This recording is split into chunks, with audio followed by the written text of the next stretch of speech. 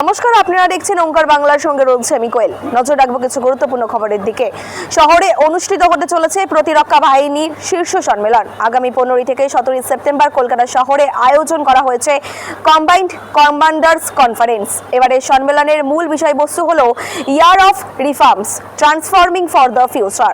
এই সম্মেলনের ভারতের সশস্ত্র বাহিনীর শীর্ষ নেতৃত্ব এবং সরকারের গুরুত্বপূর্ণ ব্যক্তিরা তো থাকবেনই, এবং এর পাশাপাশি এই সম্মেলনের উদ্বোধন করবেন ভারতের প্রধানমন্ত্রী নরেন্দ্র মোদী। মহালয়ার পরদিনই কলকাতায় আসছেন কেন্দ্রীয় স্বরাষ্ট্রমন্ত্রী অমিত শাহ। শাহের আগমনকে ঘিরে নড়েচড়ে বসেছে বঙ্গ বিজেপি। রাজ্যে আসার আগেই প্রকাশ্যে আসতে চলেছে বঙ্গ বিজেপির নতুন রাজ্য কমিটি। দলের রাজ্য সভাপতি শ্রমিক ভট্টাচার্য সম্ভবত নিজের নতুন টিমের সদস্যদের নাম ঘোষণা করবেন খুব শীঘ্রই। নেপালের সম্ভাব্য নতুন প্রধানমন্ত্রী হতে চলেছেন বালেন শাহ।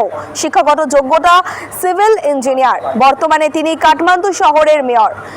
নির্দল প্রার্থী হিসাবে জয়ী হয়েছিলেন তিনি। এরকম অন্যান্য আপডেট পেতে হলে অবশ্যই চোখ রাখবেন ওঙ্কার বাংলার ডিজিটালে।